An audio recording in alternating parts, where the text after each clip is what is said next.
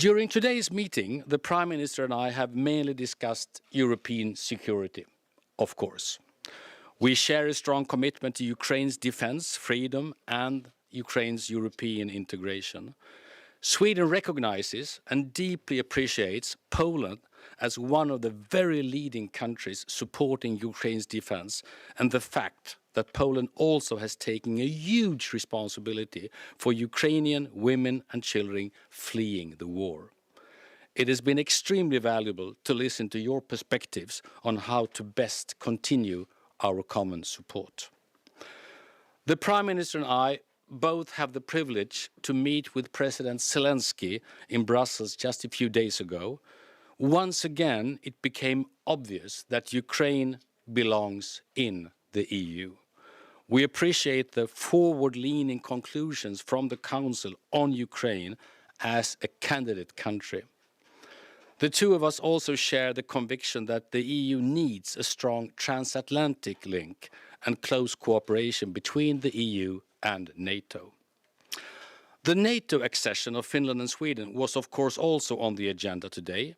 Sweden and Finland will be security providers as future members. Having all countries in our region as part of the alliance will increase regional cooperation on security and defense, thereby making NATO stronger and our region safer. An important priority for the Swedish EU presidency is to improve European long-term competitiveness and productivity. We appreciate Poland as an important partner in this task, not least when it comes to the importance of strong transatlantic cooperation also in the field of economics.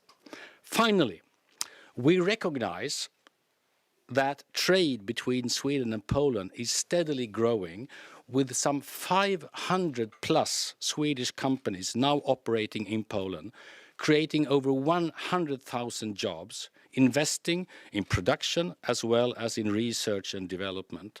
There's a lot of potential for even more hands-on cooperation between our two countries, for example, in developing new nuclear powers. Sweden is well known for keeping its distance from world turmoil.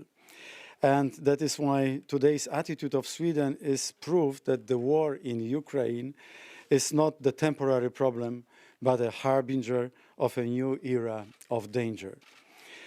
Naive optimists would like to see NATO as a debating club. But NATO must return to being a force ready to defend the world order and ready to defend peace. And I'm also certain that together with Sweden and Finland in NATO, NATO is going to be stronger, and NATO is going to be, as Ulf just said, a security provider for the entire eastern flank.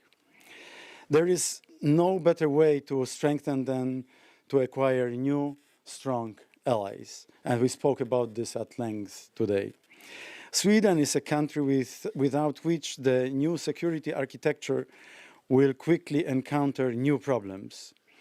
Poland is ready to take joint responsibility defending NATO's eastern flank, but we need allies in the north and in the south. The admission of Sweden to NATO not only strengthens our military potential, but also sends a clear message to Russia: you will not break Europe to pieces. And let me emphasize this very clearly: Poland is in favor of Sweden and Finland joining NATO at best simultaneously.